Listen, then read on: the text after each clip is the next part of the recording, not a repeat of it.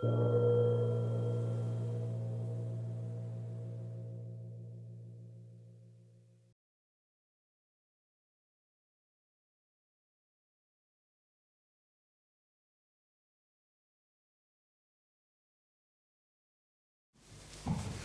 I promised that this session would be about confusion, the kind of negative side. How that came to be, it's actually not, well, I don't know, it probably doesn't sound easy. It's certainly, it is one of the, I believe some systems in Buddhism have it that it is one of the unanswerable questions, in fact, how it arose. But some things, it seems, can be said about it. It occurs to me that I may have given, I suppose because one can't say everything all at once, might have given the wrong impression in some sense that that there's a world here and we're in the world, and there's a certain separateness between us and the world. And from our point of view, the point of view of our tradition, that's not the case. The relationship between the world and its appearances and the person is tremendously intimate. So much so that it probably doesn't go too far as to say that it is the world is a kind of consensus reality of the beings that make it up. And in fact, that where being or aliveness finishes and ends is very difficult to determine, if it can be determined at all. The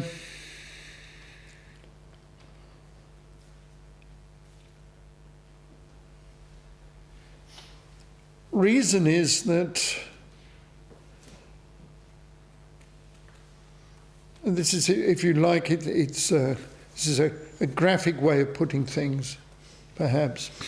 That is that there's a kind of seed, what is called prabhasvara bindu, which means a seed of clarity, which implies the idea of ungraspability, of a quality of emptiness,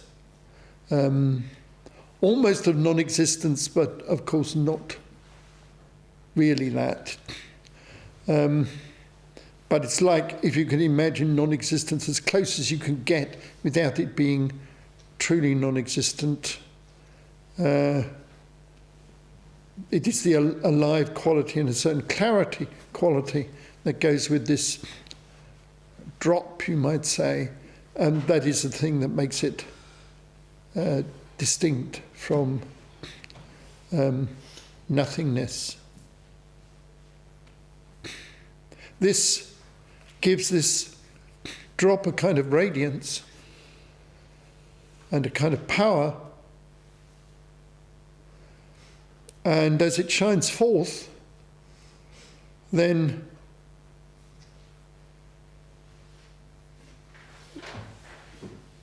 at the beginnings of appearances manifest.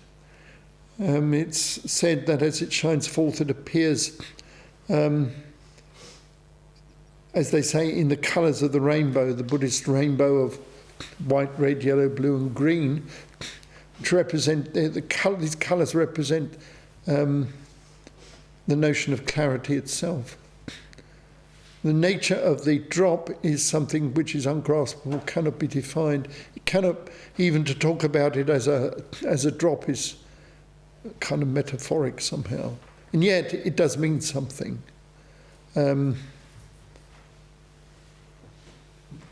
As it shines forth, then it is the light aspect that becomes the basis for physical appearances. But the physical appearances at this level are very subtle. They're not what we would call physical appearances. That anything like that hasn't arisen yet. So far, no confusion has arisen at all.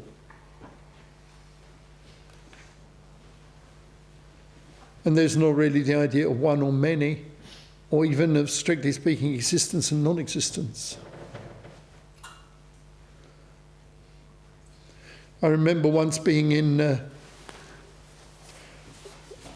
Trungpa Rinpoche's room. He had to prepare some kind of talk or something like this the following day, and he wanted me to go through it, and it was kind of rush job, you might say, so it had to be done rather late at night so that he could have it in the morning. So I was in his room, he went to sleep, and I sort of ploughed on through what I could understand of what he'd already written with the help of his then secretary, in a place that is called Biddulph Old Hall in Staffordshire. And it outlined this way in which there's the beginning of non-confusion, and then how confusion began to arise, and then the confused world as we know it and the beings within it came out of that.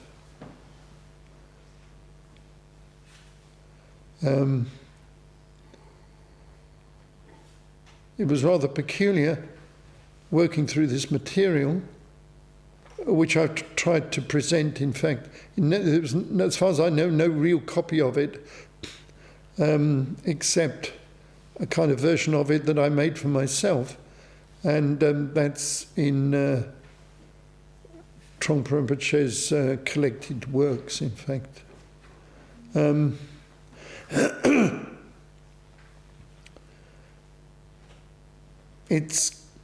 I found it quite subtle and difficult to follow. I don't know what I was not there at the presentation, which I think was somewhere in Surrey, and what they thought of it I don't know. But talking to Rinpoche about it, it took a long time to understand something that was not really his thought uniquely, because it came from the Dzogchen teaching itself.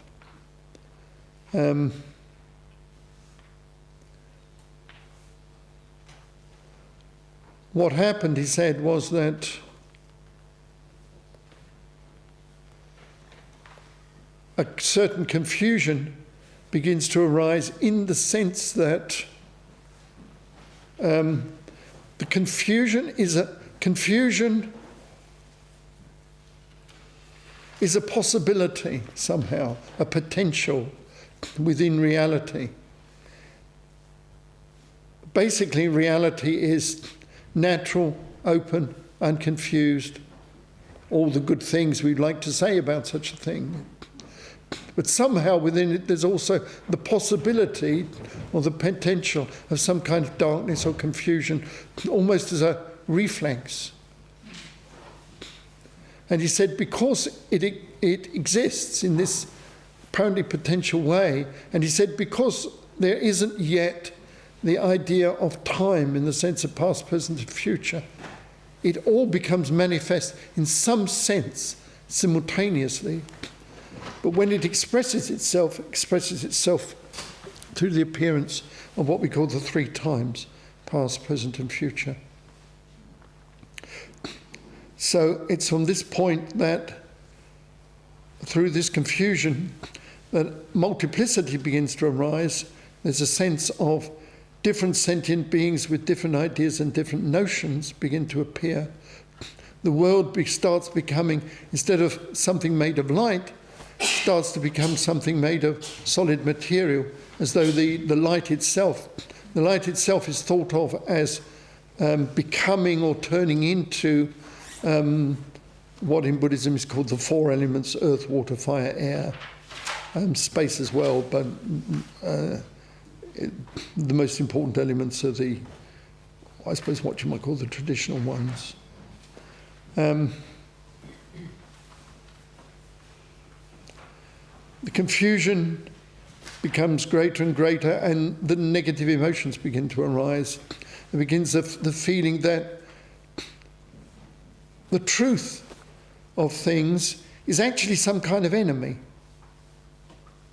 And people become frightened of that and shrink away from it. I don't want to see the truth, because what has been newly created is a sense of ego. And if you look at the truth completely with naked eyes, the ego collapses. And in some sense, it's like the ego is newly fashioned. Not really, but it seems like it's a fresh, wonderful, magical creation. So it seems like something wonderful about it. And it's been created almost out of nothing. Something's created that didn't exist before. The sense of ego. And I want to preserve this. Preserving sense of ego is very difficult. They say it's more difficult to preserve your ego than it is to become enlightened. Becoming enlightened is easy. Maintaining confusion is very difficult. You have to really put yourself into it. You have to become a great ostrich. Bury your head in the sand and try and pretend there's no open space out there. Somehow you have to manage that. And somehow we managed to pull that off. That's the amazing thing, as he said about us, is that we managed to perform this almost impossible trick of totally confusing ourselves. Well, not totally, but almost totally confusing ourselves. And from that, radiating out from that confusion,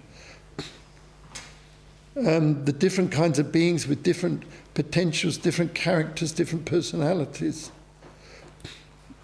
The world that appears as a reflection of the actions done by beings, as though they're a great mirror reflecting back to us what we produce.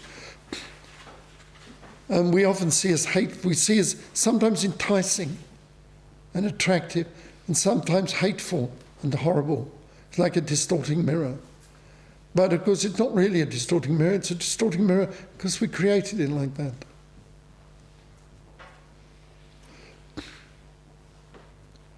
And we get sucked into it more and more, we get hypnotized. We are like Narcissus in the old story, being fascinated by his own face reflected in the water. So it's reflected in this great cosmic mirror, as Trungpa Rinpoche called it.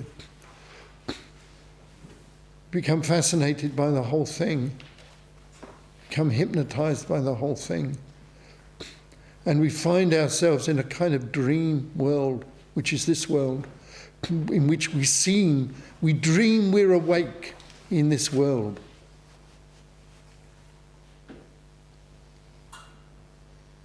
And in this dream world is pain, suffering, misery, passion, all the things we think we want also.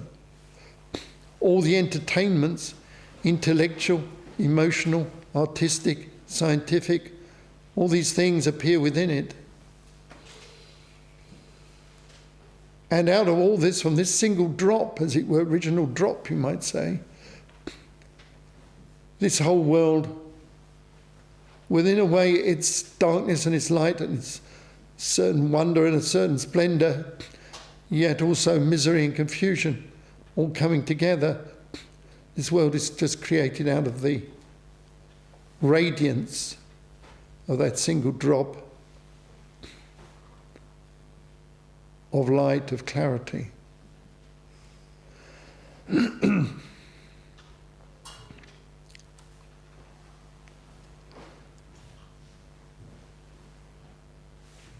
Now, I suppose the question is, what do we do about that?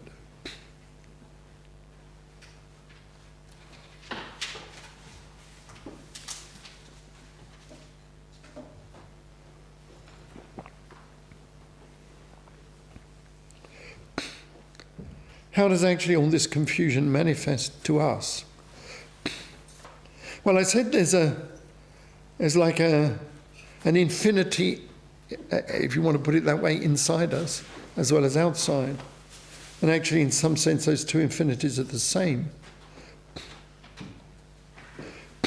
The heart drop, as it's called, in the centre of one's being, is actually the same drop as this radiant drop that I was speaking of just now. It's the same. You may say, well, there's many, because, there must be one in me, one in you, etc., etc. In fact, you can go further than that, and you say, it's one in everything that manifests in the world. Because actually, although there seem to be many, actually, they all reflect into each other, and in some sense, there's only one.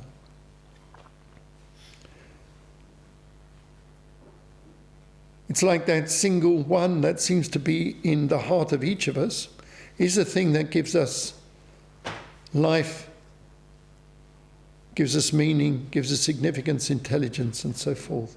It all comes from that one place. Trungpa Rinpoche said what actually happens is that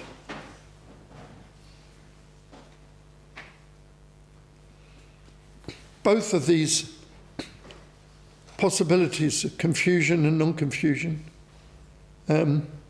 appear in a time stream presentation through past, present and future.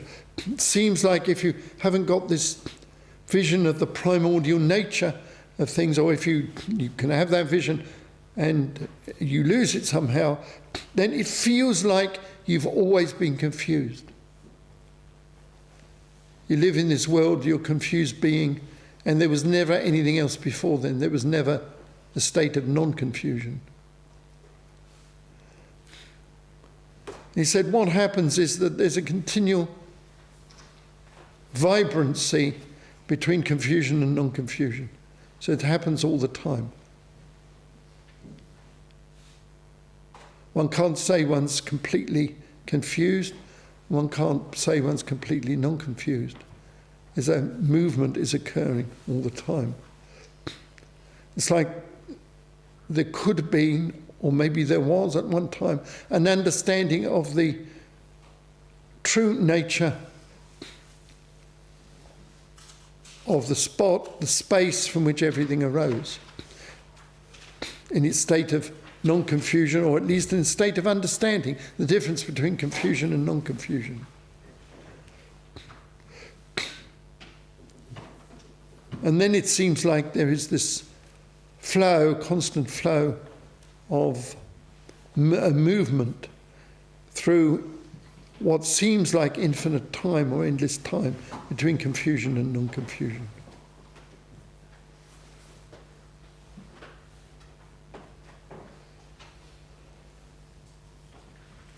And that's true for all of us now. So there are moments when we're unconfused. It's not like we're totally confused beings. Sometimes just for, you might say momentarily, for a fraction of a second, we're unconfused. And things rise from the primordial basis of everything. They arise unconfused. And then confusion seems to get involved at some point.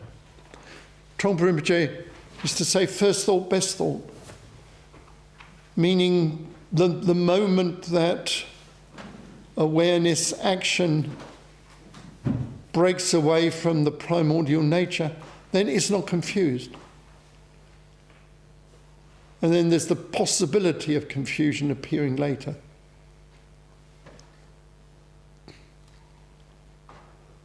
There can be various degrees of awakening can occur, either spontaneously or through training. But you could always lapse back into confusion. But it's possible that at some point you have what you might call a great awakening somehow, like the Buddha. When that happens,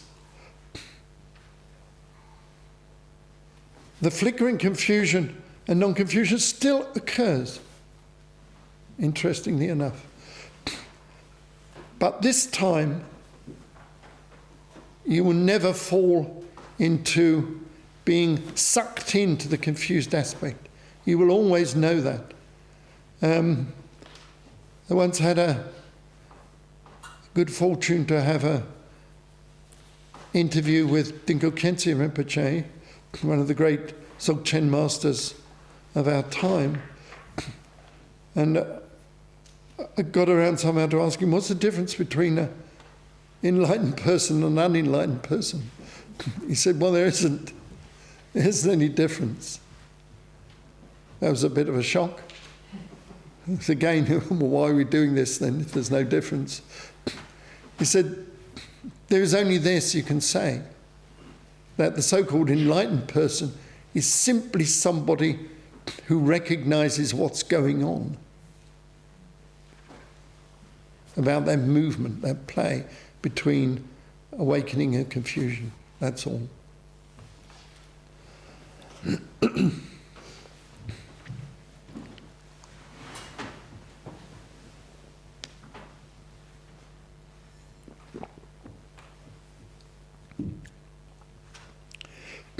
Some people say, if you've awoken, can't you fall asleep again? And the answer seems to be that if you've had a minor awakening, yes, that's possible. If you've had a great awakening like the Buddha, it isn't, because you have you're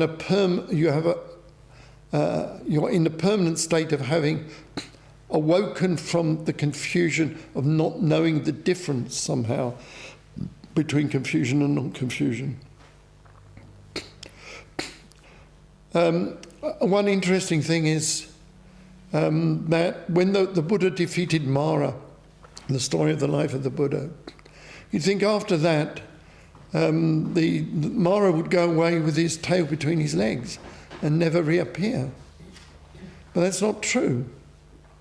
Often he would appear and somehow engage the Buddha in some kind of conversation or action. And the Buddha would always say, I see you, Mara. And that seems to be the important thing. The Buddha always recognized the confusion caused or sent by Mara.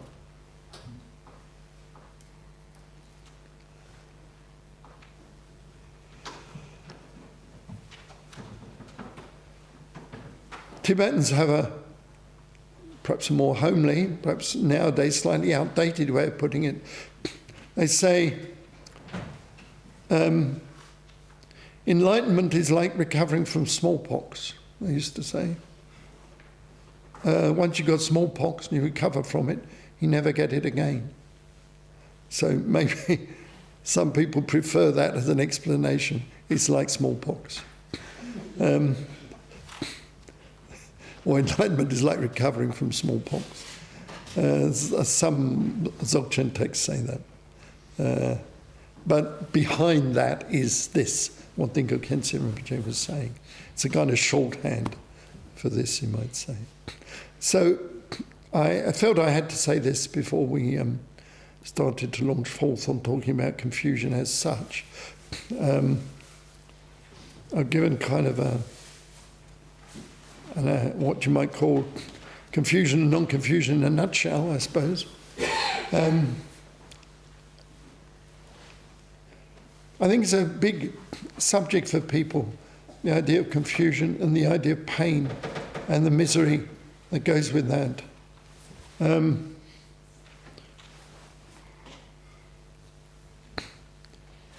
To realize that it is self-created pain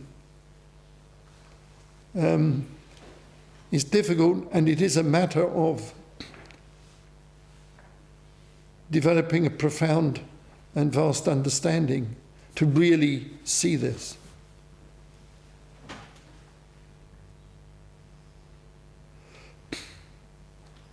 The Buddha was called the light of the world before Christ was called the light of the world. And the reason is that He's the person who enables us to see the way, to undo the problems we created for ourselves, and to help others as well. I think the way I'd like to proceed at this point is, because it is an emotive issue, to ask you if you have any questions, and then to use perhaps one of your questions as the basis for continuing in a particular direction, maybe. Has anybody got anything they would like to ask about what I've said about the arising of confusion, or about, confusion as such, as it were? Rigdzin, Shikpo, I have a question. Your question to Longchen Rinpoche, what is the difference between a confused and a non-confused person? You said there is no difference, except you can see it. Yes. If you're unconfused, you can see it. So a confused person on a path, this path, has some kind of sense of forward movement, perhaps? Well, I think what it is, it's more that in front of us all the time, there's a sense of gap in the confusion. Confusion isn't solid, it's not monolithic. And there's that kind of possibility that, if you like to put it that way, it collapses or it becomes transparent or whatever. And it's within that somehow the possibility of training arises. So one still needs to do that, because any awakening that arises, perhaps in the initial instance, is perhaps not sufficient, whatever that means. One doesn't think to oneself. If you're a practitioner on this path, you never think to yourself, it's insufficient. But you just think, well, I've experienced this, or this experience has arisen. It's just it is itself part of the path. It's like if you then had the Great Awakening, you wouldn't necessarily particularly know it, necessarily, because, all you're doing is the same, because what you're trying to do all the time is to recognize confusion and non-confusion anyway. And you feel sometimes you make it and sometimes you don't make it. Maybe you have the Great Awakening. I suppose you could say, I doubt whether the awakened person really thinks like this, but you could say, well, maybe there'd be a point where suddenly some big challenge comes up and I become a bit confused again. I got a feeling you wouldn't actually think that. But we can think that we might think that at this point, I suppose. But I think we have a problem of thinking, well, let me put this more clearly. One of the ways of that the path is expressed in some traditions is that enlightenment is a one-shot deal. In other words, don't worry, you're confused at the moment. You're not unconfused. No bit of you is unconfused. You're confused.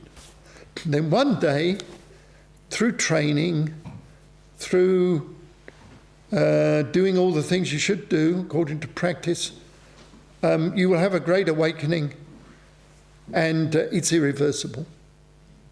That's how enlightenment often is. That's, in a way, the way I was brought up originally, you might say, for him at Trungpa Rinpoche, and that's how I was told things were.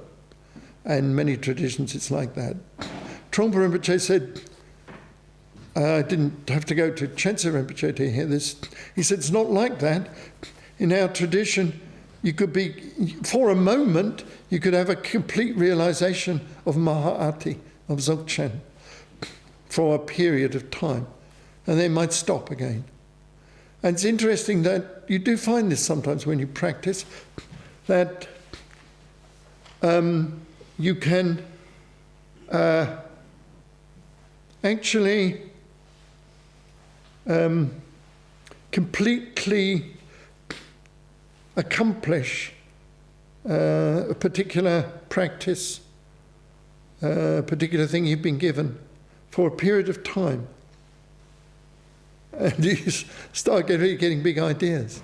But then suddenly it stops, you can't do it anymore.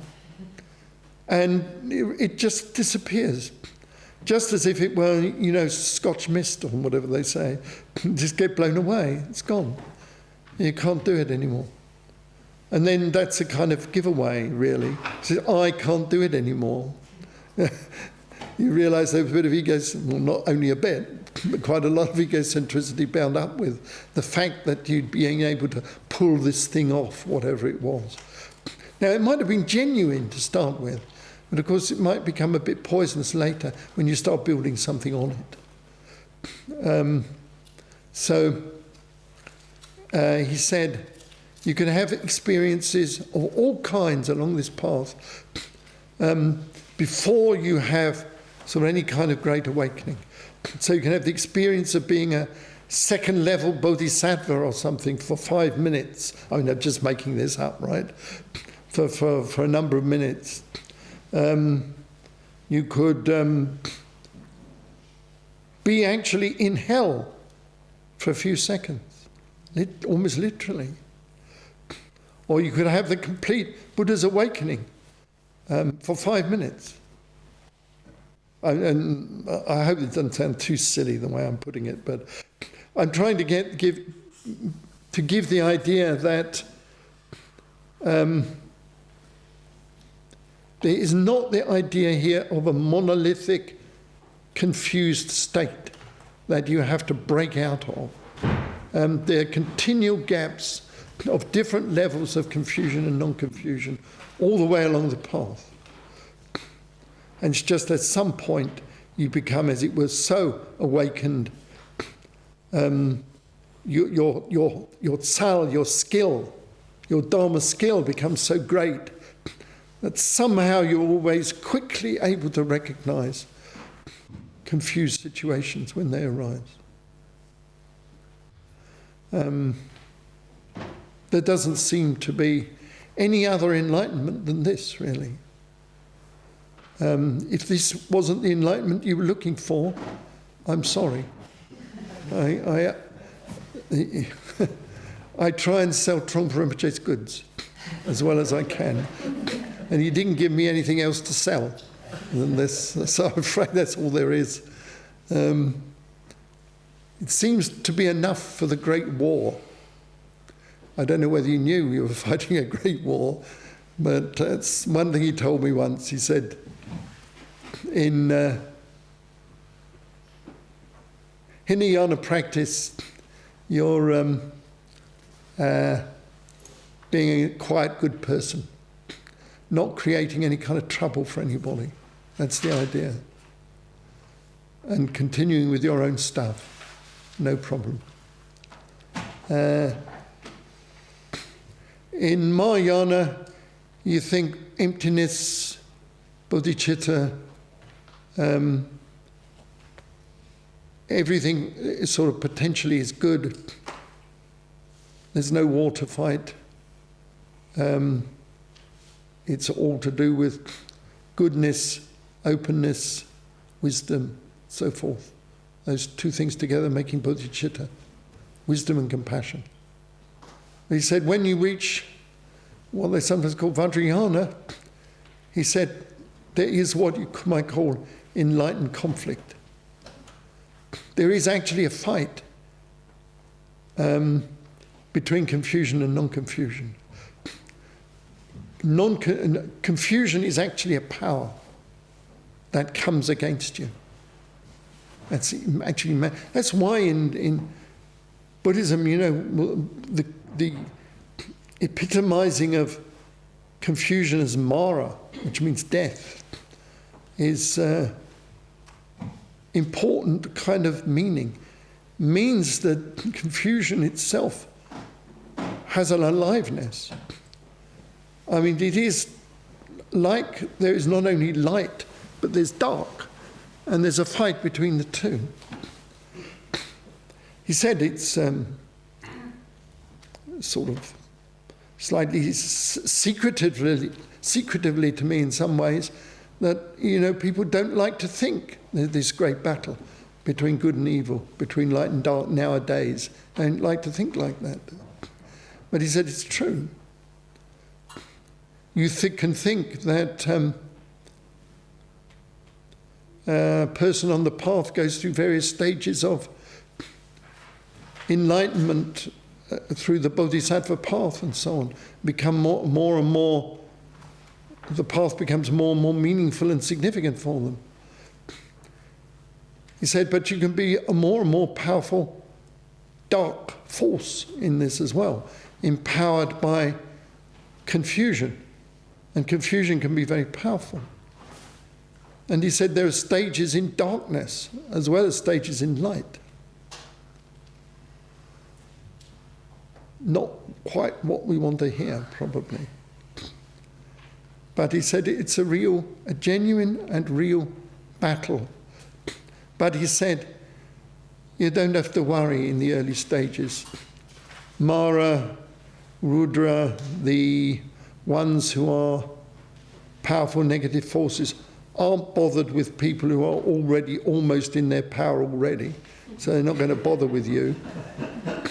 He said, but as soon as you begin to break out, that's a different matter. So you can expect fun and games when you begin to sharpen up enough. Oh, I'll leave that with you. Is that the mishap lineage? No, that's just the Kajus. It sounds bad, but there's the mishap lineage, which is the Kajus. There's the different names.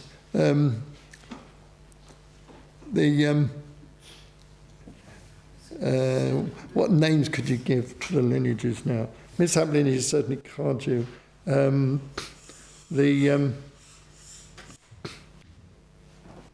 The Sakya chief never made a mistake like Marpa did.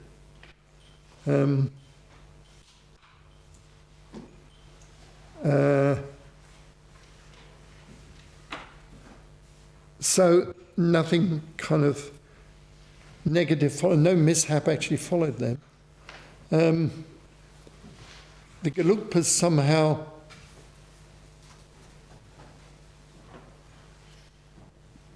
got the positive effects from the fact that everybody else had taken the hard blows before. So they were left by themselves. The Nyingmas got the worst of it, in some sense, because they never... King Tisong Detsen said, made this big mistake. He didn't...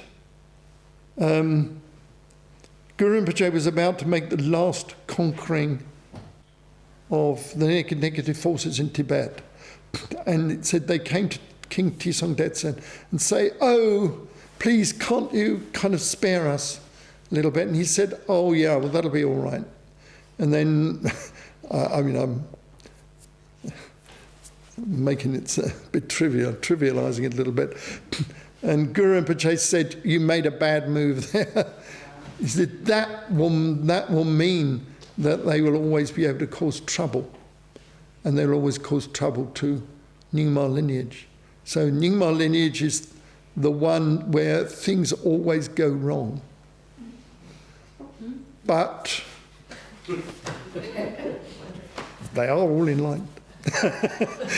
No, they're not quite. But they get blank names from everybody. I remember at the Buddhist Society years ago now, of a man, a Gelugpa, a monastic, quite senior one, and he said, would he talk about the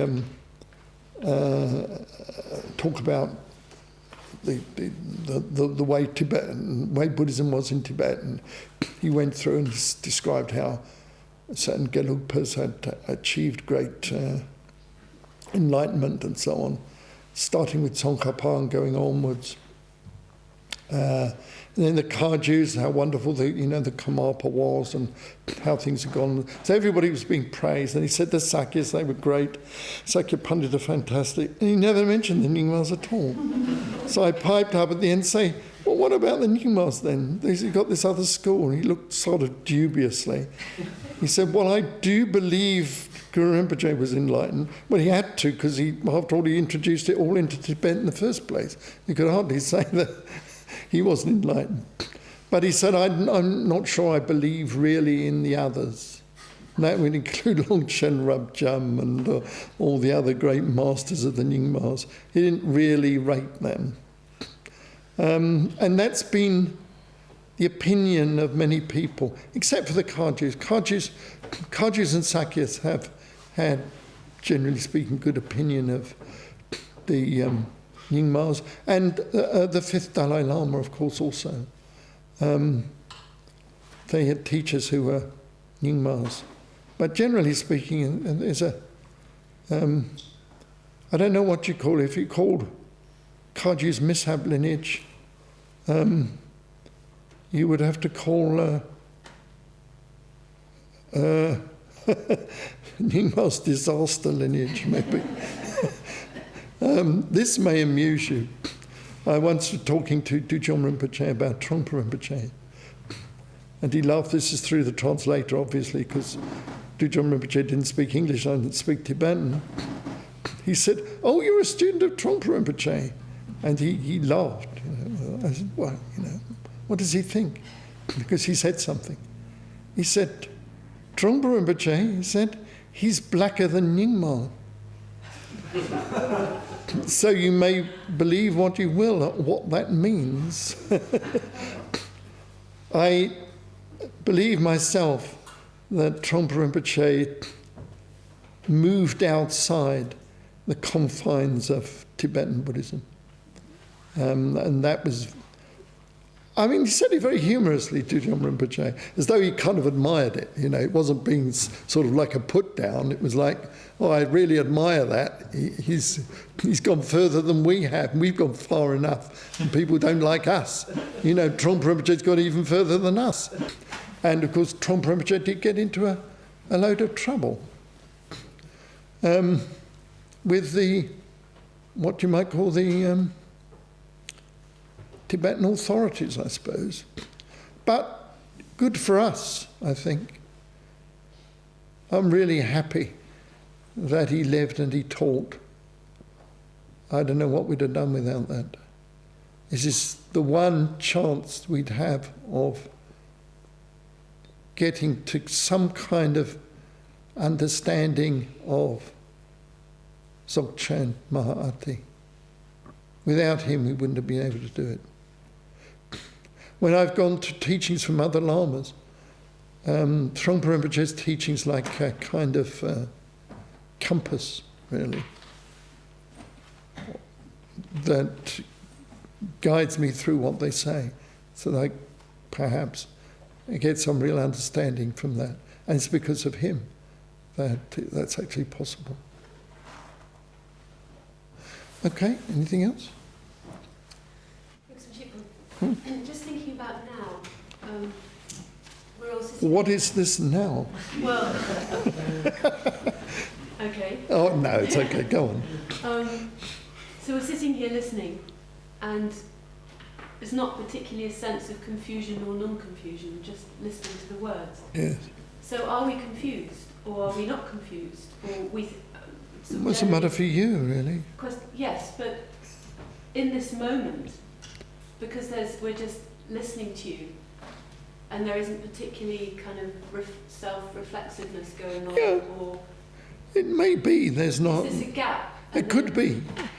That's what you rely on when you're teaching students. If you were an awakened teacher, you try and create a kind of gap in the teaching.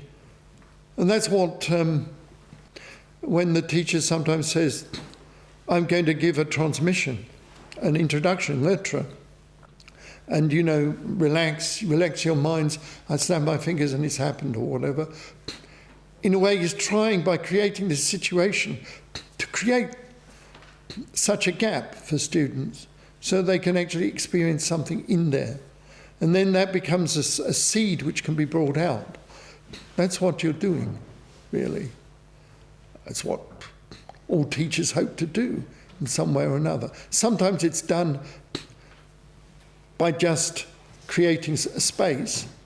Sometimes that doesn't work very well, because if you create a space, people sometimes space out. So that sometimes doesn't work.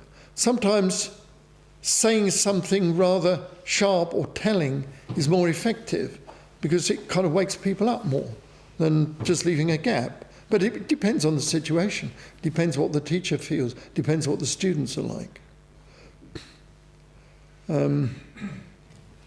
Like the story of Paltru Rinpoche with his student, and basically saying, he says to his student, "Now, have you realized this?" What he's saying is, "Have you realized the view of Dzogchen?" And he said, "No, I haven't, sir." And he said, "Can you hear the dogs barking in the monastery? Can you see the sky and the stars?" He said, "Yes, that's it." Well, we could say that to some people all their lives and it wouldn't make any difference. But if you say it to the right person at the right time, you've created a space for that non-confused aspect to arise. So yes, it's important. It arises. And then when it's arisen, perhaps enough for the person to know that something has happened. Since it's going on all the time and we don't know it's happening, there has to be some kind of recognition when the teacher does something. Otherwise, it just merges with everything else, you see. So it has to be something where it kind of pokes its head above the parapet of one's ordinary, more or less flat-line flow of experience, really, where there may be movements of emotion and feeling and so on, but not of genuine openness. There must be a moment of that. And it must be, in some sense, perceivable by the student.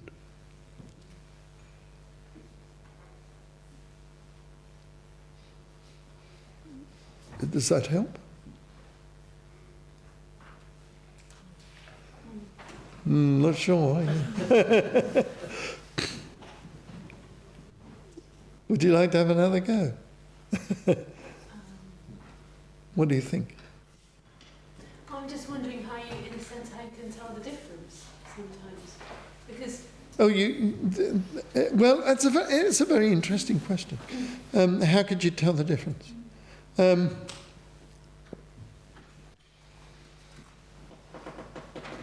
Well, sometimes the teacher tells you that, and sometimes they don't, obviously.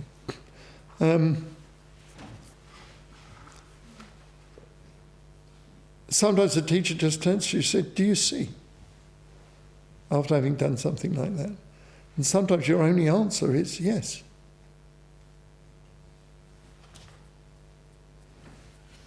And sometimes you might just look puzzled. I know it all sounds rather unsatisfactory, but I'm not sure what one can do about that, really.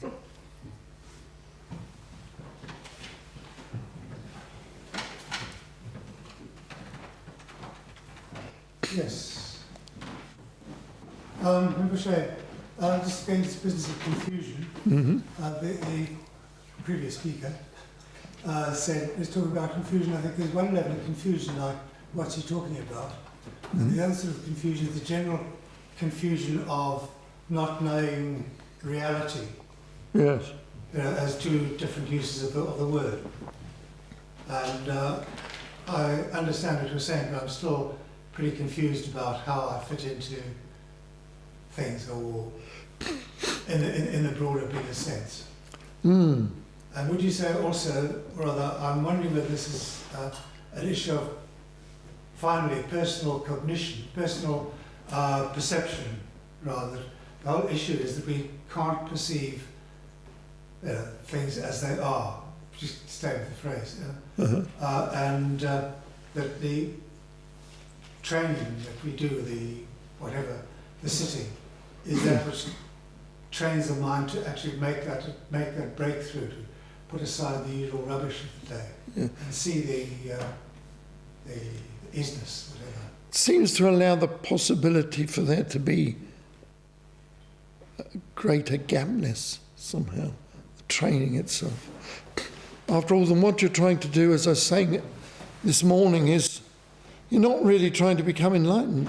You're just trying to let go of your own baggage. And, what is getting in the way of the gaps? It's your baggage. And you just need to drop that. But to drop that, you need to do things like formless meditation. Sometimes you need to do other practices as well. Something that has sometimes a cutting edge, like a sword to cut through something. Sometimes that's necessary. Sometimes just a sense of space is necessary. Sometimes you need something to energize you, to project the sense of space as a kind of dynamic somehow. So there's lots of nuances and lots of ways to play that. But in the beginning, it's very bad to play too many games because you start becoming addicted to games. So that's why in the beginning we do things very simply and say, not observe, but open yourself out to your experience all the time.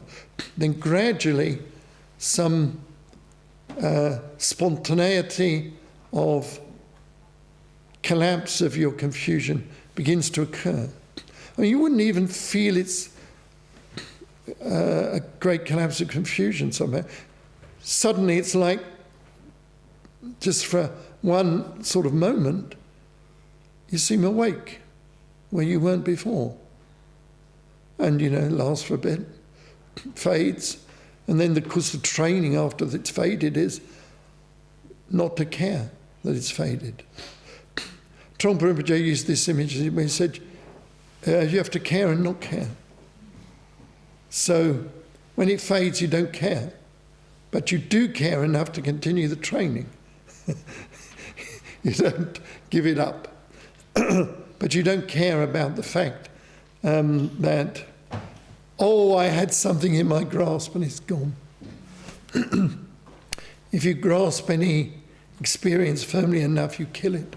It's like a small bird held in the hand. Grasp it firmly, it's dead. That's one way of teaching people something about formless meditation. Is one thing they're doing in formless meditation, people quite often, is they're grasping at the stream of what's going on all the time. You say, don't grasp. I tell you, people who are sometimes a bit heavy when they meditate, you need to say to them, don't meditate. First of all, stop. Start meditating. When you feel really heavy, stop. Then you suddenly feel lighter again. Not meditating, no problem. I only have a problem when I meditate. And you feel really light. You think, start meditating. And you feel really rotten again after a few minutes. And you say, stop meditating. And then a bit of humour will burst in after a while. You say, this is ridiculous. All he has to say is meditate, and I feel horrible, and stop meditating, I feel okay. So what's going on here? Then, people's minds start actually looking. What is going on when I meditate? Meditating is almost doing nothing. It's as near doing nothing as you can do without actually doing nothing. It's right on the edge where you're not grasping the bird of meditation. It's resting in your hand. Go like that, it's dead. Too much, it flies off.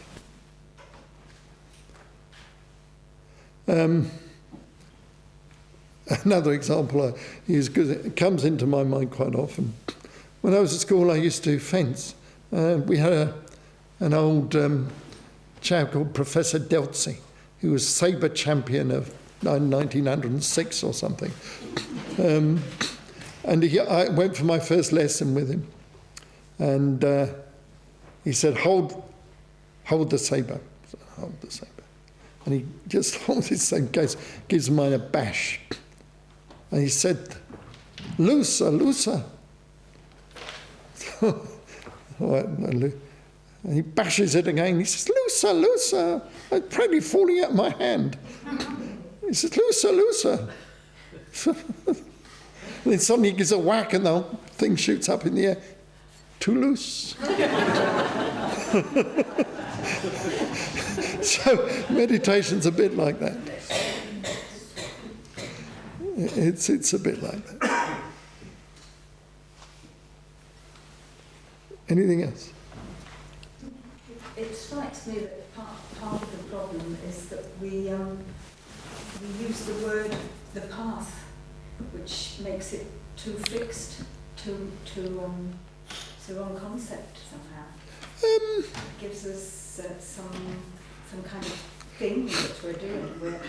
It depends. It could be, you're right in a sense, it could be a worry that I've got a horizon.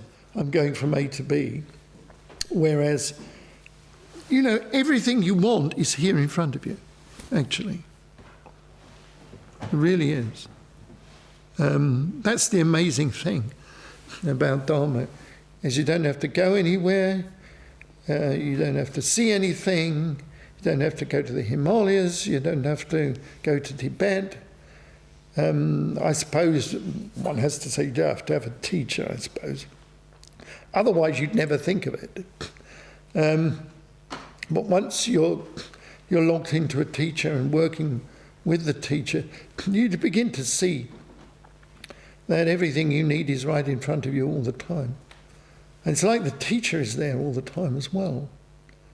Kind of haunts your every move in some sense. In that sense, you could say there isn't a path, because everything is in front of you all the time. On the other hand, you could say there's some kind of movements occurring. I think if you use the word path properly without the idea of goal attainment, I don't think it's a problem.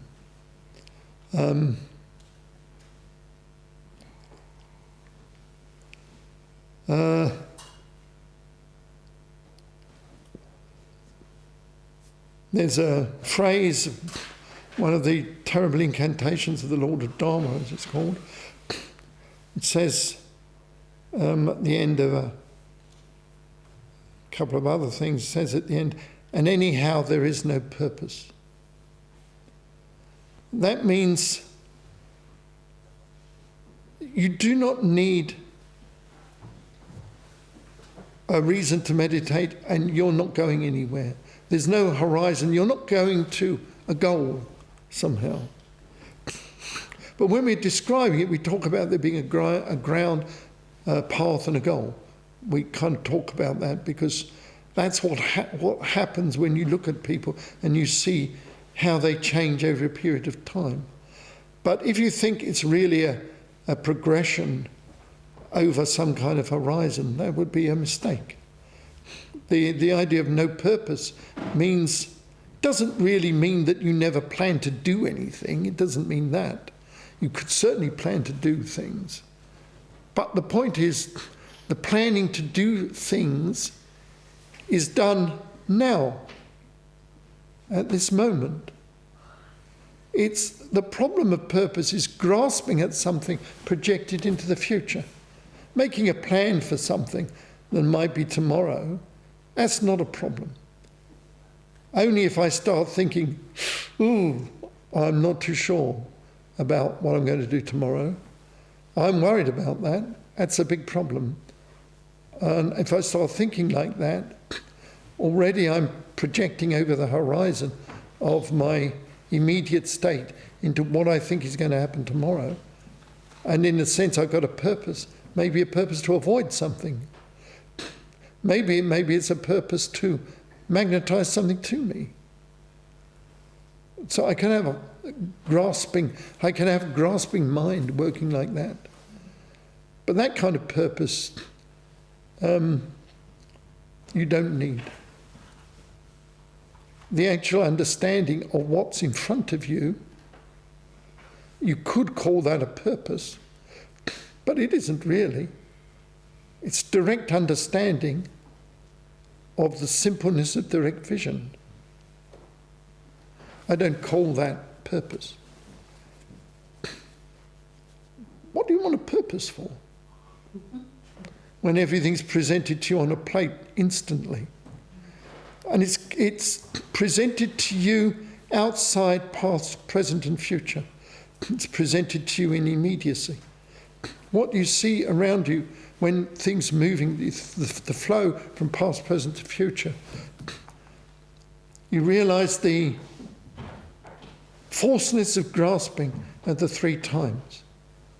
When you realise that it's the possibility of abiding in immediacy or abiding in what's variously called in Dzogchen and elsewhere, what's called Vajra time, the indestructible time, the 4th time, equiness time, whole lots of words that they like to use for the time that's beyond time somehow. It's even slightly beyond the idea of nowness, really. And then there's, of course, place. You know, where is this? Where we are now. This is my favourite one of mine, as my students know. Really, this isn't Oxford.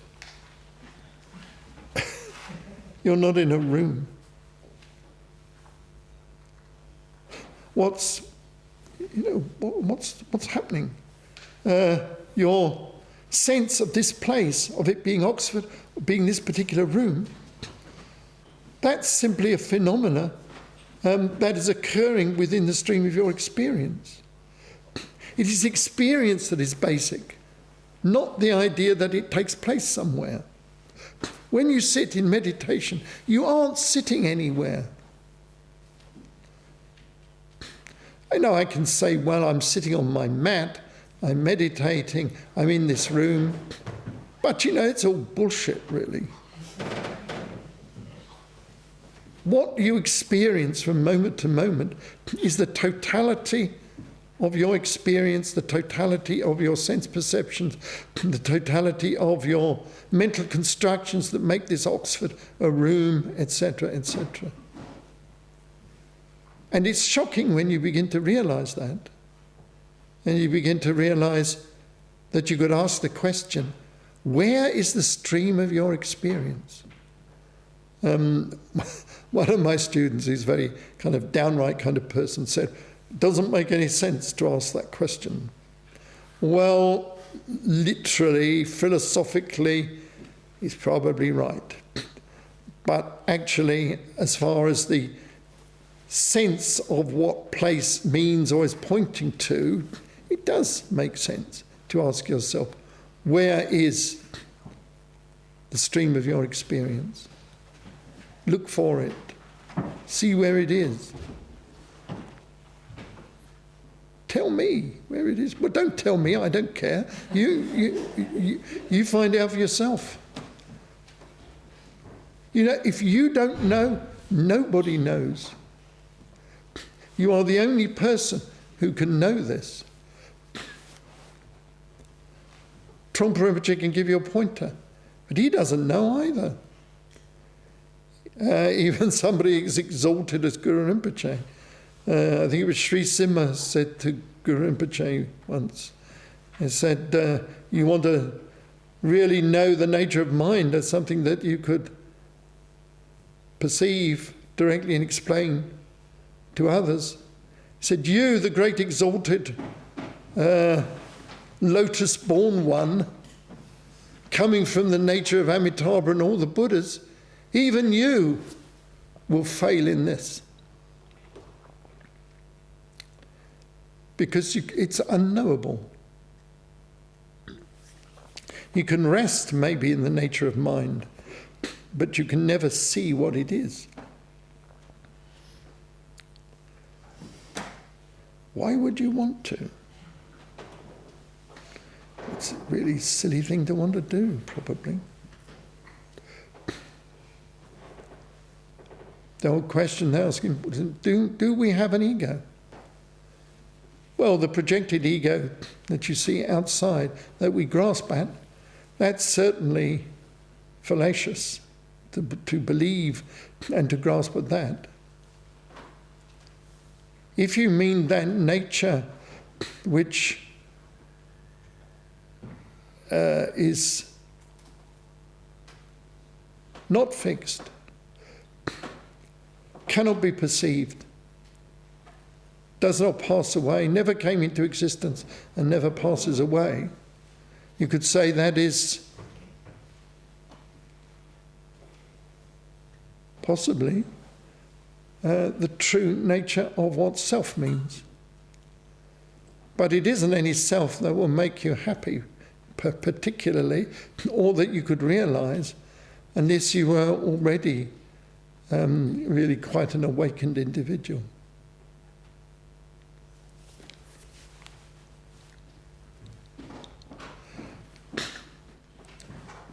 Remember the things sometimes we say very early on. In the first part of your talk this Yes? afternoon, you referred, I think, to drops. At least I think my slightly deaf hearing said. No, I did say drop, you're right. And if you could explain a little bit, because you lost me at that point. Probably the best way of actually approaching this is more from the human angle of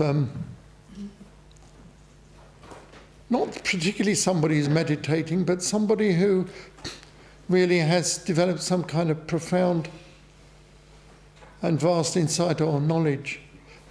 The belief in Buddha Dharma is that, in our tradition anyway, is that within the heart there is a centre of awareness which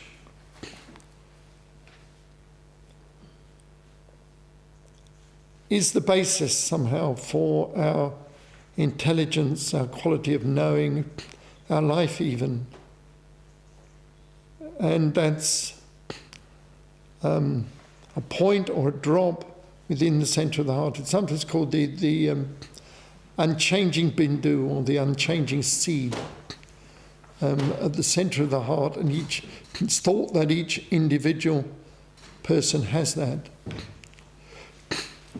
When you really are able to rest in that, you can see that this is connected in this, by using this term that Trungpa Rinpoche uses when he speaks of the seamless web of what is, that it is connected to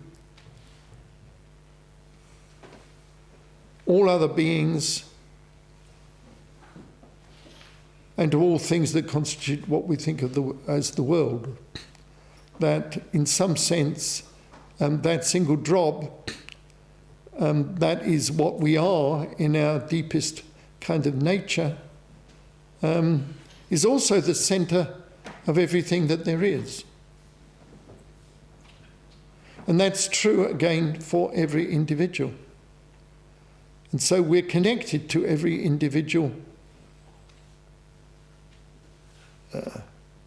in the universe, in the way the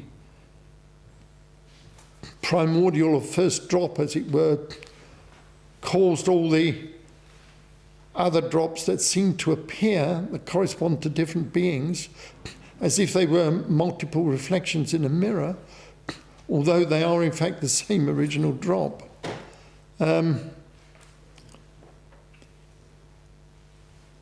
Through this one single drop, we would get back to the primordial nature that links all beings together in this one single net, as we say. Now, if you can see that, then there is no distance between where you are and where another being's drop, if you want to put it that way, in their heart is. There's no way you can have of measuring distance. It doesn't really apply. The idea of distance doesn't apply, really. If you're trying to see what the indivisible, as they say, nature is, once you see that, it is said clearly enough, then the whole of the universe and all the drops within it, as it were, become reabsorbed into that single drop which is within your heart. So in that sense, single drop within your heart contains everything that there is. So the single drop in your heart is the same as the single drop in the heart of all other beings. And this is why you're all interconnected. It's as though we're all sewn together somehow in the same one continuous web, one continuous thread in some sense. And there's a play somehow between everything being apparently absorbed in this way into one single drop and it also being re-emanated into the multitudinous appearance of this world around us with all its many beings, with its different kinds of beings of different types, including animals, including other beings that they might be in other parts of the universe. Also into everything that might constitute what we call the physical world as well. That is all emanated from that one drop. So in the sense, we are the centre, the complete centre of that universe, and yet in another sense, we're nothing.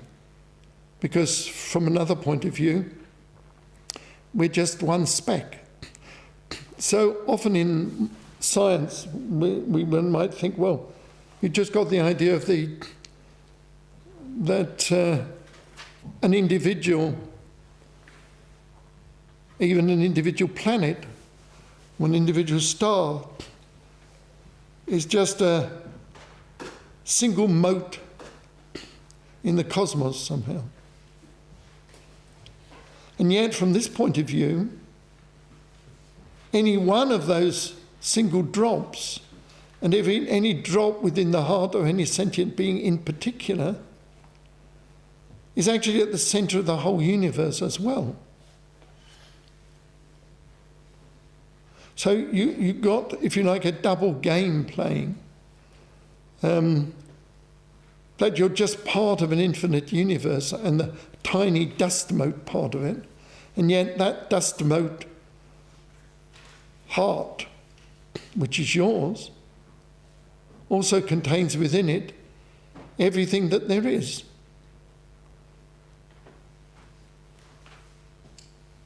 That is what's meant when one talks about the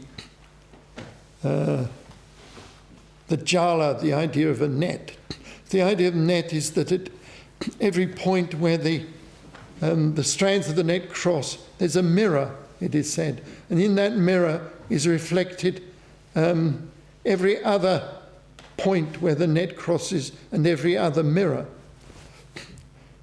So every one of those spots takes up every other spot in that seamless web. So the seamless web is in every point of the seamless web, and yet the seamless web is infinite, and any particular point in it is also just a single mote. So you have to play with both of those two simultaneously. And the point is, this is not theory. This is a way you can meditate and practice by linking in to the heart centre and actually beginning to feel, to experience that not as a an observable thing you could look at, but a heart sense of connection to everything. And it's the way in which you really have, it's the reason we have love for other beings. It's the way we have compassion for other beings. It's the way we might feel some quality of universal joyousness, or the ability to think in an unbiased way, is because everything is joined into this kind of single unity, you might say. You could say there's an ebb and flow between everything being absorbed and then radiated forth again. Those of you who know the practice know there's these words, sparanape, which means things are projected outwards, samaranahum, in which they're absorbed inwards. But in fact, that's just a kind of drama. In a way, those two things, the spot that contains everything and the complete web, exist in some sense simultaneously, beyond the three times of past, present and future. I don't know whether that helps, or whether it just is more confused. It's meant to help one's confusion. Could I just ask you? Am I right in remembering that you mentioned the colours of the rainbow in relation to the drop? Or did I get that wrong? No, I don't think you were wrong. I think the idea is the drop radiates forth and creates everything, as we say, from the five colours. The five colours are the colours which correspond to the most subtle versions of, using the traditional formulation of the elements, earth, water, fire, air, and the fifth one is space. And we think that radiates forth, and the apparent world is created out of that. But each spot, it's like what is radiated forth are also more points which are like the original drop. The only thing it can create is, in a sense, it creates more modes and reflections of itself. But it also has the extra power of this colourfulness we were talking about, which leads to an amazing variety of appearances. And every point of those appearances serves as that original centre. It's exactly the same. If you picked up any point in the heart of any being, any point anywhere, in some sense, could become this centre that I was speaking of. It's like any one of those drops which has the brightness of the different colours, contains within it everything that there is. That's what we mean when we say this is the Indrajala, the net of Indra, in which everything reflects into everything else. And that's at this level in the Tantras, it's a universal Buddhist idea, this idea of jala, the idea of the net, the seamless web, if you like, every point of which reflects every other point, in which everything is in every point, and yet at the same time there's also vastness, colourfulness, expansiveness, and so forth.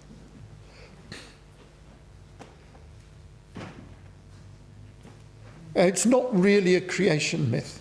It's not like there was really, it's not true to say there was originally one drop and then somehow everything bursts forth out of it. It's just a manner of speaking. There isn't one drop, because any drop's the same drop. don't know whether this is... you should read the Avatamsaka Sutra. It's about 1,500 pages long.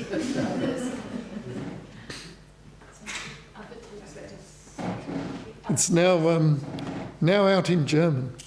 I think understand the German translation is better than the English one. So if you know German very well, I'd buy it in German. Not that I know, because I don't know German either. I'm just going on my German pupils and colleagues, what they say. Shikpo, I'm not sure I know how to ask this question, but in terms of the net, I get very much that sense that you've been describing of one mirror in it reflecting all the other mirrors and all the little connections. Yes. Is there something though about the proximity of mirrors? So I think I know what you mean. The closer connections. Yeah. Yeah. Because you might ask yourself, which would be a totally reasonable thing to say, if everything interpenetrates with everything else, how does there appear that there's anything separate? Yeah. I mean, that's a perfectly reasonable question. But they did think of that. Whether they gave a good answer is, of course, up to one's own vision of that. But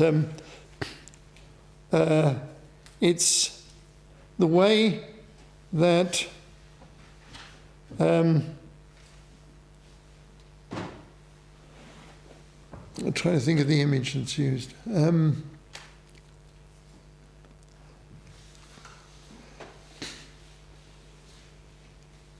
They say that although everything is created in this web, one of the powers within it is that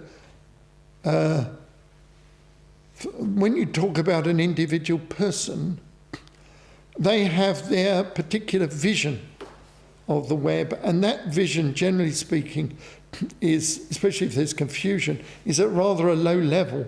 So it's just the sense of what I see, what I smell, what I taste, what I touch, the apparent world around me, and so on.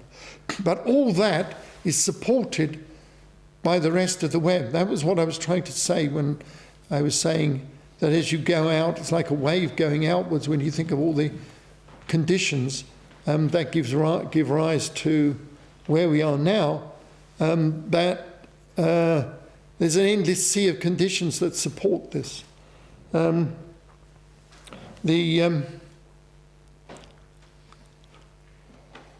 Any particular point in the universe is supported by everything else in it.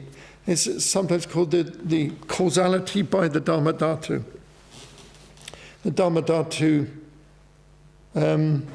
which is like everything that there is, supports every point of itself in this unique way. Trungpa Rinpoche once said, suppose you could take the Dharmadhatu, you could reach in and you could whip out a flower and remove it from the Dharmadhatu. Nothing would happen, because he said the hole that would be left in the Dharmadhatu would be exactly the shape of the flower. In other words, you whip out the flower would still be there, because it's actually the hole. The way the shape of the hole is the flower.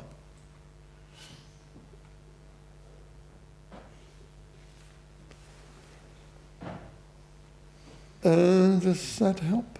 I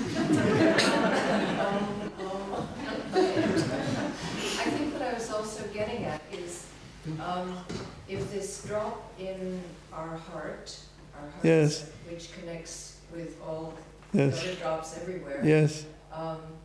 is in a sense our true nature, our true. Yes. I suppose it's this question again of self and other. Well, okay. So there's a play that goes on. I suppose you'd have to say that, because it's like there is well, let's say it's a bit like one image that Rinpoche uses sometimes, like the idea of tides, the ebb and flow of the tide, heartbeat, breathing. breathing particularly, because it relates to formless meditation, of course.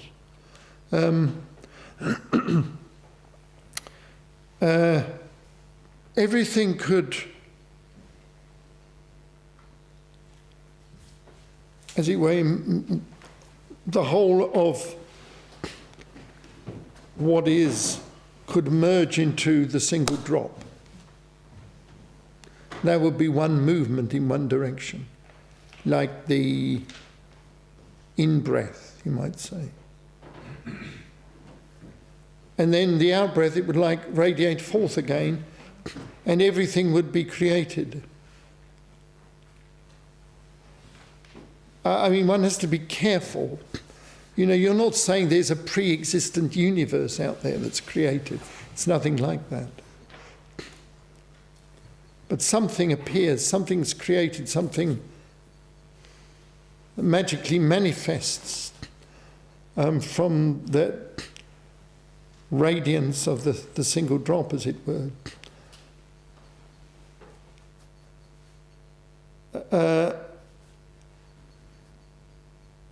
For each individual person, that kind of movement is happening continuously from moment to moment. Like when you go through, when you say first thought, best thought, it's like everything emerges. It's like first thought is actually the creation of the universe in some sense. It appears. Then it comes to the end and collapses again. What happens to the 3 times? I mean, it's the subtlety of the moment when things manifest out of the primordial nature of things, which isn't anything that you could grasp hold of anyway. And this is a continuous movement. It seems to go on all the time. In fact, it's not sequential. It's actually simultaneous. So it appears up to a certain point to be sequential, in that it's like a pulsation, but also in a deeper sense, the possibility of that kind of, that everything is just the drop, or that everything is expanded into the wondrous nature of what is, if you like, are really the same thing.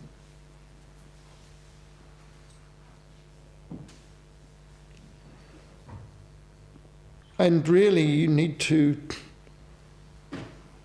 meditate on that gap, which is the heart, and to be able to recognize within that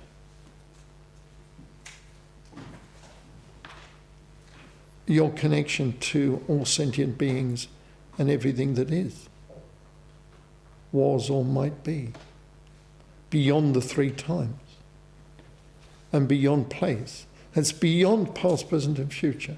So it's like in immediacy. And it's beyond place as well.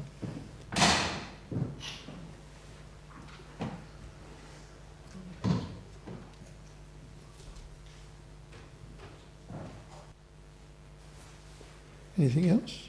Shikpo, so much of what we seem to do is to listen and try and understand. So we're asking questions, we're listening to you talk, trying to grasp something with our minds, and that's a natural, seems to be a natural process, not just of the Dharma, but of how we relate to our experience in the world anyway. Yes. And then I wondered if you could say more about the point at which that stops, and then, because you're saying that even Guru Rinpoche himself couldn't understand the nature of mind, couldn't see the nature, we couldn't see the nature of mind. see the nature of mind. So what's the relationship between this process of trying to understand and actually knowing?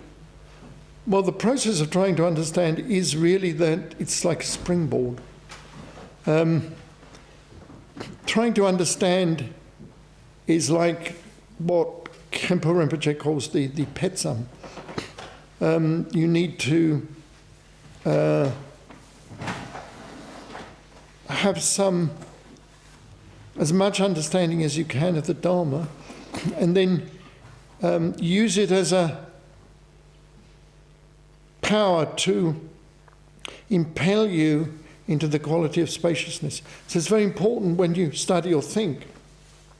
You don't think to yourself, how does this concept compare to that concept? But you have to ask yourself, what is being said, what does it mean to me at this moment? How can I make this come alive for me as an experience? For example, if one of the things I feel is quite important is to lose the sense of place and to lose the sense of the three times. For example, you think of the past is around you all the time, but when you think of the past, it's now. You never experience the past except in the sense of now. When I think of the future, it's now. But when is this now? If I reduce everything to now, I actually don't know when that is. And this is a direct experience you can have by simply meditating and asking yourself questions. It's a very important technique, using questions to point a finger, as if they were a finger pointing somewhere. So you ask yourself, what makes me think something is past? It's because it has a feel to it. You know, you've heard me say this many times, I know. It has the feeling of pastness. But when is the feeling of pastness? The only time you can have the feeling of pastness is now. Everything ends up by being now. Your sense of the past is now. Your sense of the feeling of a thing being past is now. Your sense of the future is now. Your sense that this is the future or my imagination of the future, rather than this is a present experience, this is now. By being very incisive in your mind about looking at this, looking at that very clearly, suddenly if you do it clearly enough, and then you ask yourself, you remember the $64,000 question, who is asking the questions? And it's often that is the punchline that makes people wake up. Not so much what is the past, present, the future, but what is asking the questions. Not who is asking questions, but what is asking the questions. And then suddenly you're shaken out of your ordinary view of the world, and it was worthwhile having listened, having received instruction, having applied it oneself. And similarly, if you do it with place, where is my experience? Oh, it's crazy. I look at all of you. I look at the world around me. I have no idea where any of it is. I don't know where I am. I can walk about and I can go home, whatever that means. But if you ask me, really, where is the carrying place of all my senses as a direct experience? I have no answer to that. There is no place for any of it. If you were to ask me, where do you think it is? I look and I see it's nowhere. All of this is nowhere at all. And it's not difficult to see that. Because this whole world around you is constructed from your sense perceptions and your conceptions and thoughts and ideas and notions and so forth. There's something deeper than that going on as well, but that's what you're trying to reach towards when you're doing these meditations. You need to be staggered by the unbelievable nature of what confronts you from moment to moment. It's like a veil that hides something. What does it hide? What's this bubble you're in? Is it a bubble? and put my finger out, maybe it would go pop. They say sometimes if I had a very subtle vajra, I could cut the bubble of sense perceptions. Then they would really go pop. And then maybe I would find myself in the great long, the black long without cause, if there's something. But then it's just words again, you know. You have to have the experience. And from some of those experiences, if you have them, you will never feel the same again.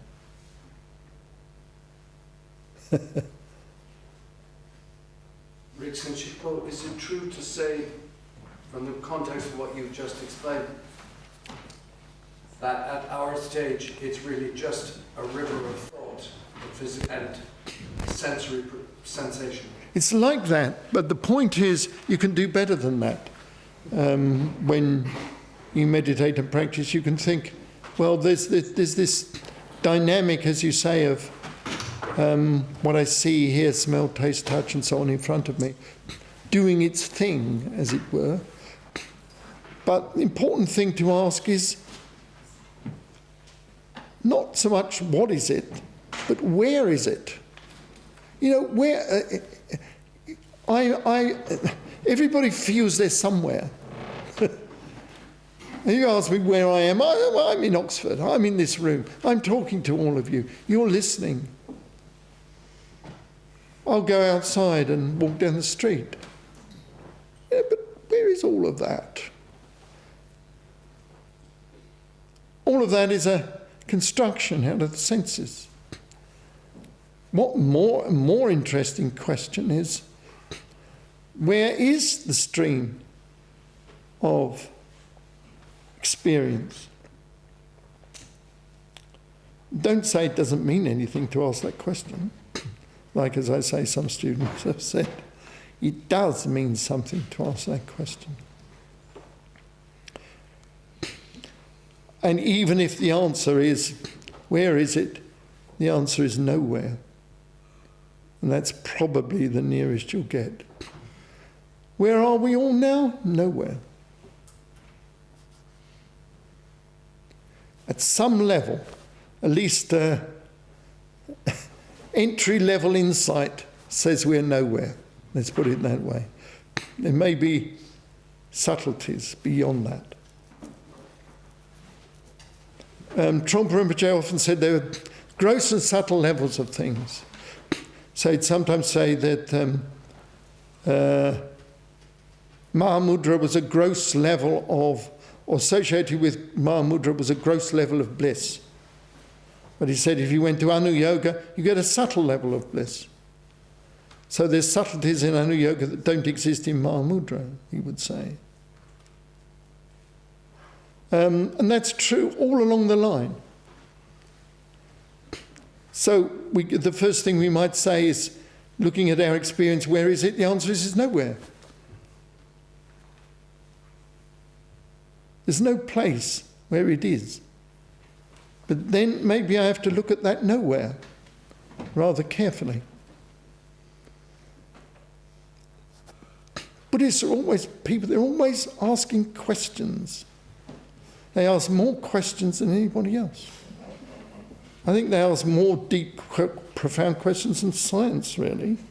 They're always saying scientists ask most questions. But Buddhists ask the more upsetting questions. So they're always asking, you know, why is this, which is the fundamental nature of my existence, my experience, what is it? Why is it? Where does it come from? What's it based on? And the only tool of investigation you have is your mind and your awareness. There isn't anything else. You don't have anything else than that. As I say a little earlier on, if you don't know, nobody knows. Yeah, it's down to you. Now, people ought to be pleased about that, because people are always thinking, well, you know, I want to rely on my own experience. Well, now's your chance.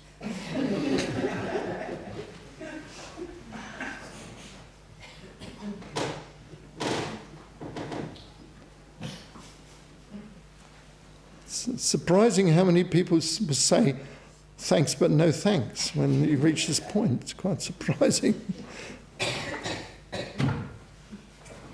Well, they say, well, it's only the nature of reality, isn't it? Why should I be interested in that? It's only the truth of the nature of things. What other truth is there? I mean, it's what you're faced with from moment to moment.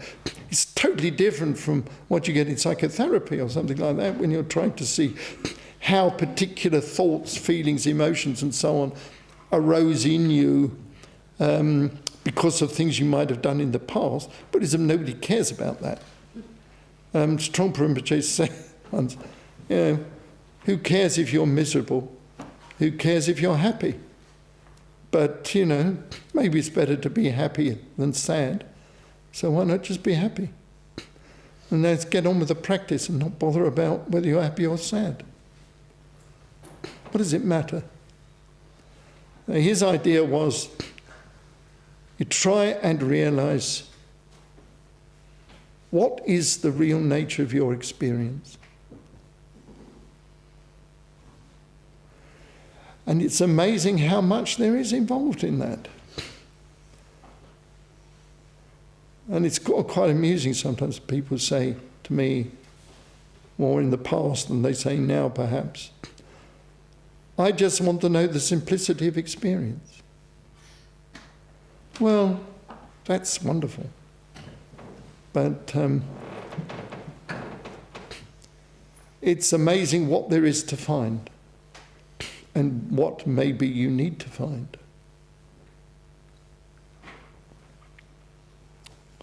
Any other questions?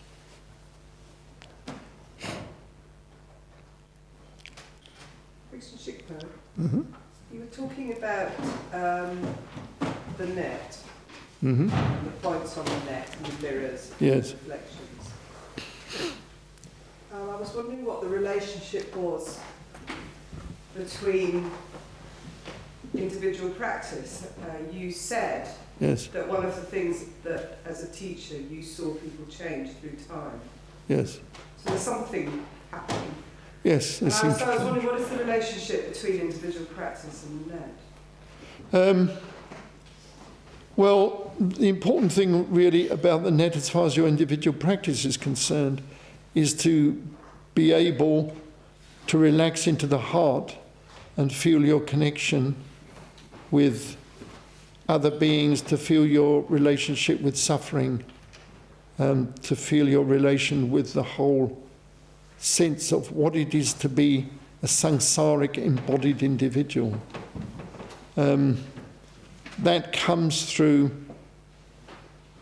an understanding of this net-like quality of everything, really. Because my suffering is your suffering. Actually, when I feel my suffering strongly enough, the empathy or the fellow feeling that comes from that is the same. Your individual bits of suffering may be different from mine, but the way you suffer, the mode of suffering itself is identical.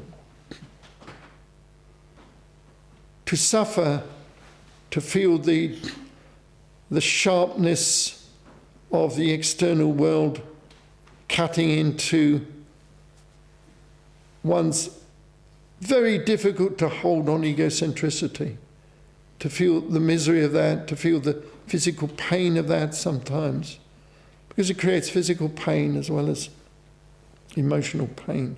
To feel the emotional pain, to feel all of that. I can feel that because I can feel the connection between you and me. And we are connected because we're connected in suffering. As well as connected through love, through compassion, we're connected through suffering as well. We're connected through our bodies, through our embodied misery, our emotional misery. Not only can I feel it for you, I can feel it for others. I can feel it. If I feel it properly, and I'm really at the centre of that net, I feel it for everything. What is going to be the effect on my body of being able to feel that so completely? The overwhelming poignancy of the pain of the whole of samsaric existence. So I become the example of suffering. That's what we hold out to you as what you will experience when you practice this deeply enough. You'll be able to suffer tremendously. So the net will enable you to suffer. It sounds wonderful, the net, isn't it? Everybody connected. You think how miserable everybody is. Why would you want to be connected with everybody? That's why people don't want to experience the net, as they don't want to be connected with a load of suffering. My suffering's bad enough. I don't want everybody else's as well. The only saving grace of this is that the net enables one to pass beyond the claustrophobia of egocentricity. But you still suffer. Trungpa Rinpoche once said that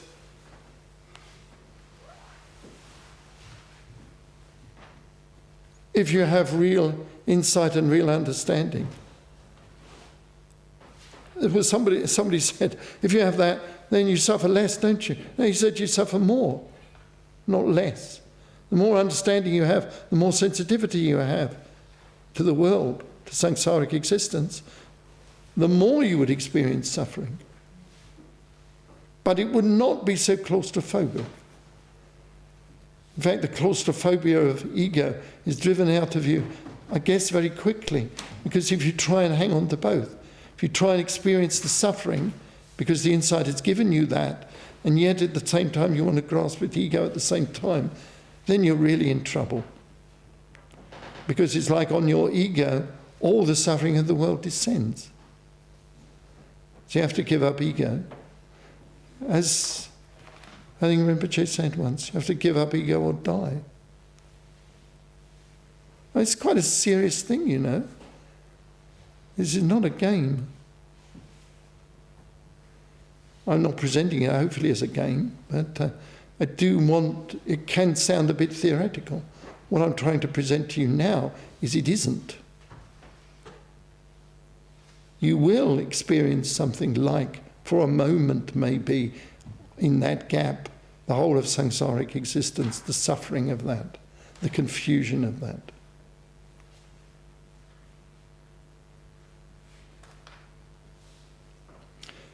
Some say, what's the difference between a bodhisattva and an ordinary person? They say it's like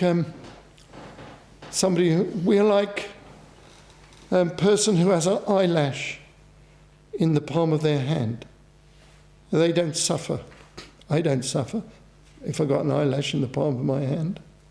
The bodhisattva is somebody who has the eyelash actually in the eye, and then they suffer. And they can feel the suffering of others as a direct experience. And they can experience the confusion of others as a direct experience. I was doing some work with Sally last night. We were reading a text where it talks about 5 great beings who had been in samadhi, and sometime after the Buddha Mahaparinirvana, they emerged from their samadhi, and they realized the Buddha had passed away. And they suffered unbearable suffering because the light of the world had gone out. The only hope for sentient beings is the Buddha, is the awakened state.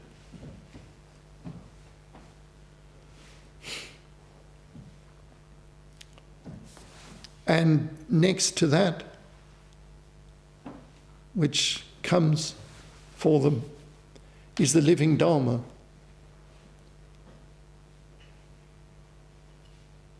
Given to them, as it said, by Guyapati, the Lord of Secrets, not because the teaching itself is secret, because nobody wants to know about it. That's why it's secret. Because to know about the teaching means you have to suffer. Not because anybody's making you suffer, but if you're going to, at some point, if you're going to experience that completely, you have to trade in ego.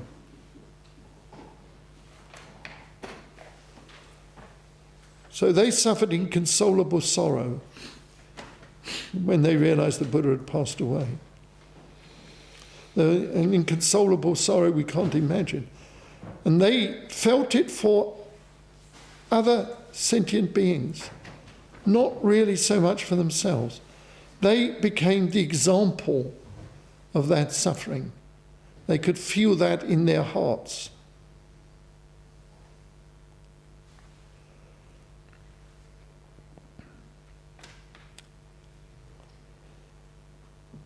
So the great Bodhisattvas are called great warriors. The warriors of Bodhi, the warriors of awakening.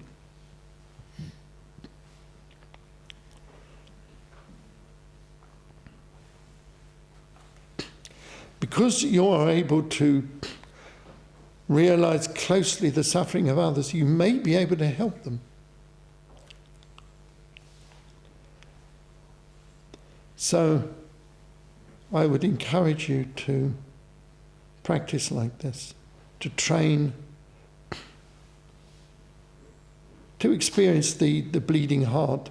What I said in the beginning, Longchen Yingtek, the heart drop, heart's blood of vast openness which is the vast openness of all sentient beings, their suffering, necessity of compassion, of love and joy also.